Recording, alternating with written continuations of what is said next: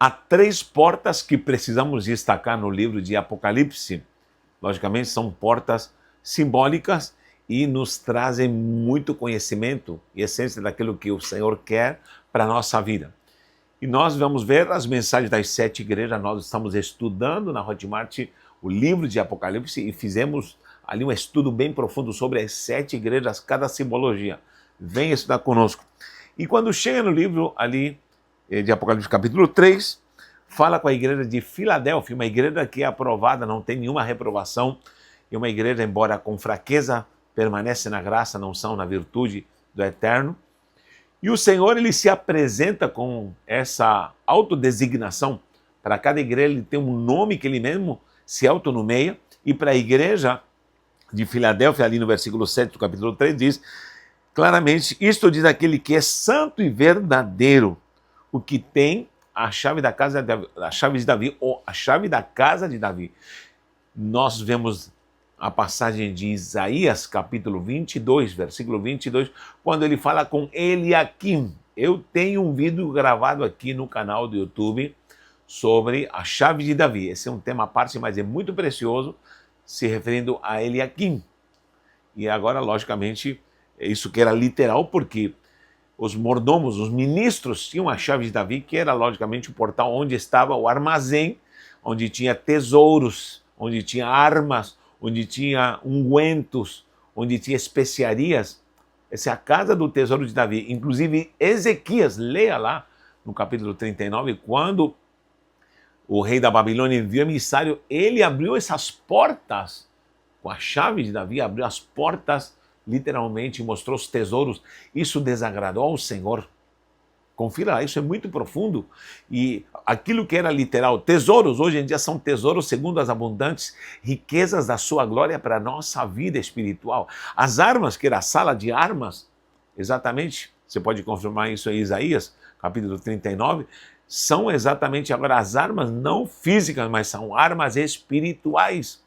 Como também especiarias e ungüentos são ministrações através dos dons espirituais para curar, para libertar. Meu Deus, há muita coisa e coisa preciosa que nós devemos descobrir em tudo aquilo que nós estudamos. Olha só, quando nós falamos de essa porta aberta e ele se apresenta para Filadélfia como aquele que tem, em hebraico, Mafteach by David, Mafteach by David, que seria a chave da casa de Davi, e ele afirma agora, onde está essa chave? Ele afirma claramente, está comigo a chave de Davi, porque ali estava a realeza, ali a linhagem de Judá, e Cristo vem, né, nessa representação do reinado de Davi, como ele, como o Messias, o Hamashiach, e ele tem essa autoridade para abrir e fechar. E se ele abre, ninguém fecha. Se ele fecha, ninguém abre. Então, ele nos dá acesso às coisas sobrenaturais. Essa promessa para Filadélfia é uma promessa para a igreja, como toda repreensão para todas as igrejas, é uma repreensão para nós também, se estamos desviados da presença do Eterno. E aí ele fala, a primeira porta, lembrando que a palavra delet é porta em hebraico, acesso de um lugar para outro. Sempre quando você passa por uma porta, e há muitos portais também descritos espiritualmente em várias aparições, visões. Por exemplo, Jacó viu uma escada, viu uma porta onde anjos subiam e desciam. Tudo isso é uma significância. A sarça ardente, um portal celestial, entre tantas outras portas de acesso a coisas sobrenaturais. Nós temos que conhecer isso. E deles, esse acesso de passar de uma dimensão para outra. De repente, se você está na dimensão da pobreza e da limitação, existe uma porta para passar a dimensão da unção da prosperidade, da virtude da prosperidade. Muita gente não sabe que existe a prosperidade. Não estou falando aqui que você vai ficar rico, besta e esmanjando, não. Mas existe prosperidade. Lembrando que prosperidade não é somente ter ouro e prata. A palavra prosperidade é muito ampla. A palavra riqueza em hebraico é muito, muito, muito ampla. Tá? Se refere à sabedoria, se refere a conhecimento, se refere a material, se refere a tanta frutificação espiritual também, como também a material, porque isso traz a bênção do Eterno. Então, dele esse acesso.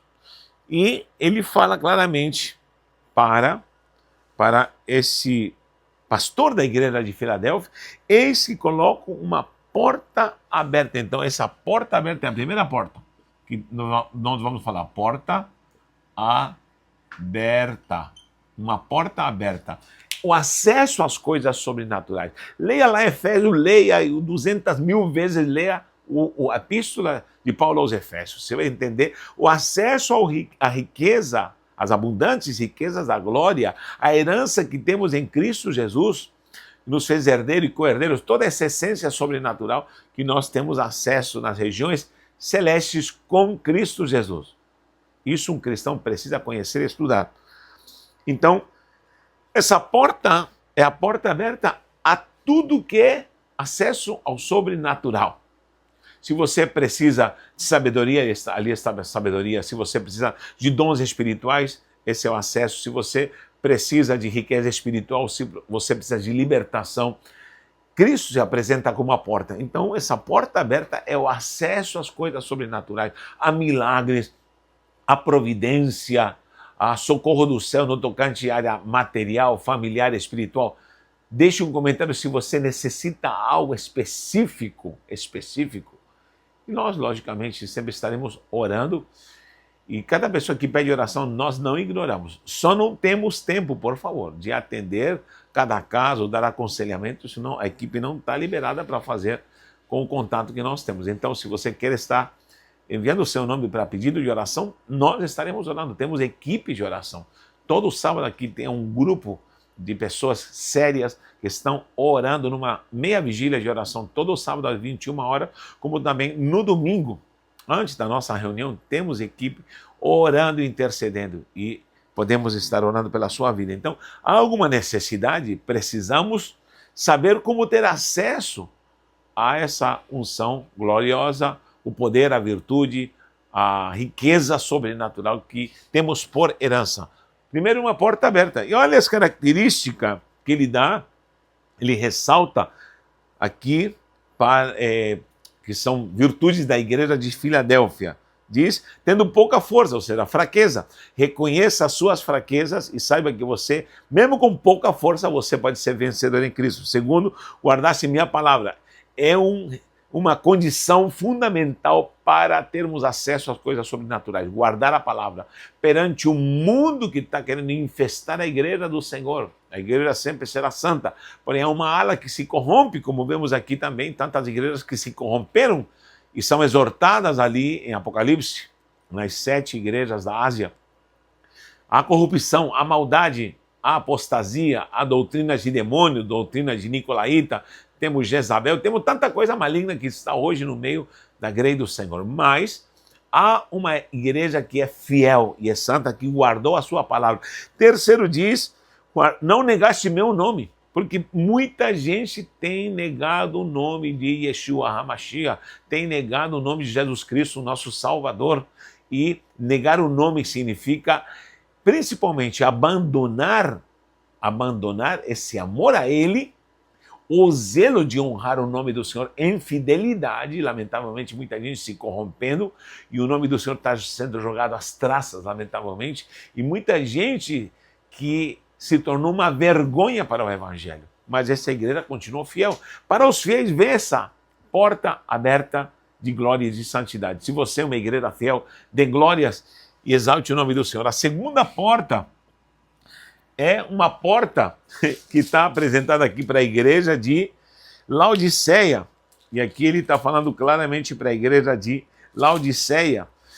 Eis que estou à porta e bato. Agora é outra igreja, mas é a segunda porta, onde Jesus está se manifestando. A primeira ele abre para Filadélfia. Agora para Laodiceia, uma igreja que está corrompida, cheia de riqueza, está em mornidão e causa ânsias ao Eterno, como também é miserável, pobre, cega e nua. Essa é a igreja, esse é o pastor dessa igreja, representando quanta igreja moderna através dos tempos, ou igreja que se enriqueceu, porque sempre no tempo de cada igreja, houve uma igreja moderna, entre aspas, naquele tempo que se ressaltou, que se enriqueceu, que se atualizou no mundo, por isso é moderna, nessa cosmovisão maligna, mundana, e foi reprovada. É o que estava acontecendo com a igreja de Laodiceia.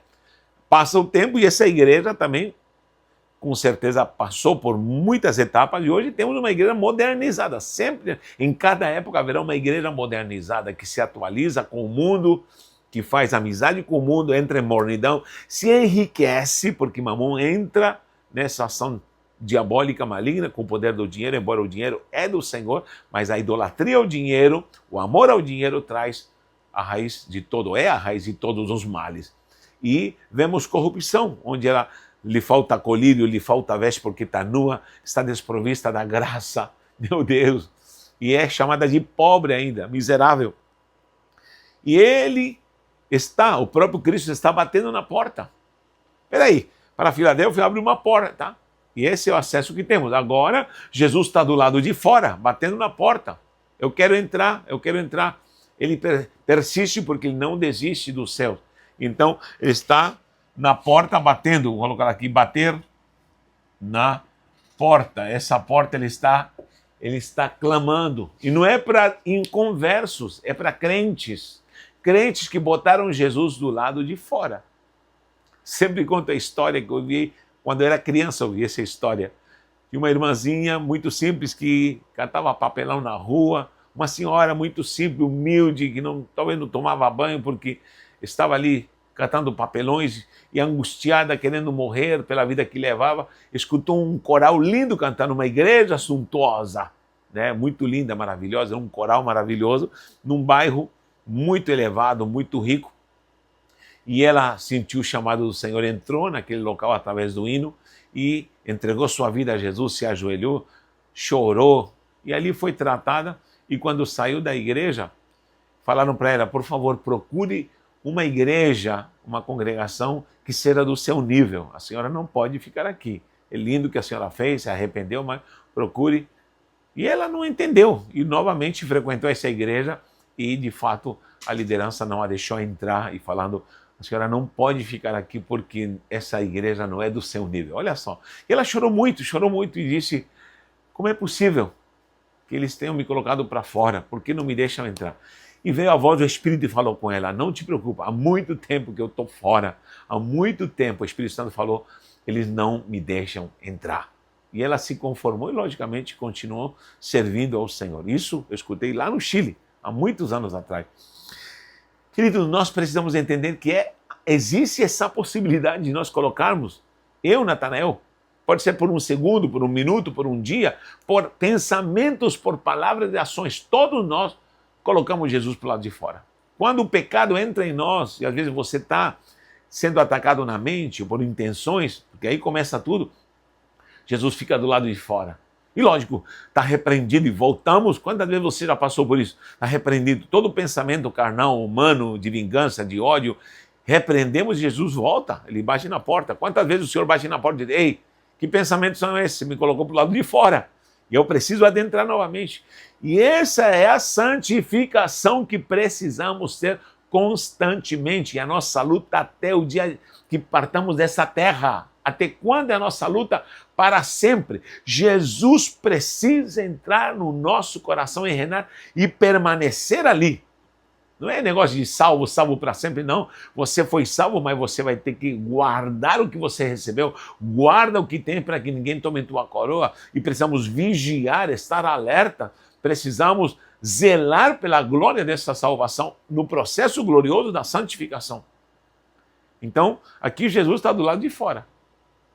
Enquanto a gente botou Jesus para o lado de fora. E a terceira porta, diz no capítulo 4, quando já passa a visão das mensagens para as igrejas do Apocalipse, ali da Ásia, diz que viu, depois dessas coisas, e olhei, eis que estava uma porta aberta no céu.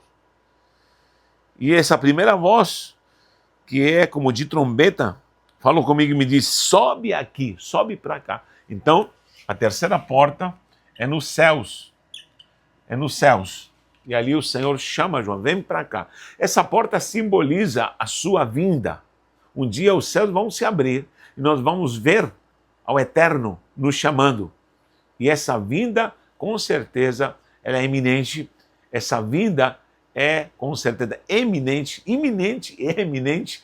E também é uma certeza gloriosa da igreja.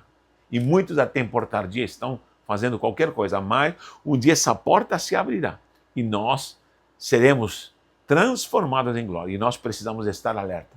E nós não poderemos estar diante do Senhor aprovado se botamos Jesus para o lado de fora e se não andamos na dimensão dessa porta celestial que nos dá acesso a coisas gloriosas e sobrenaturais. Isso é palavra do céu para a sua vida.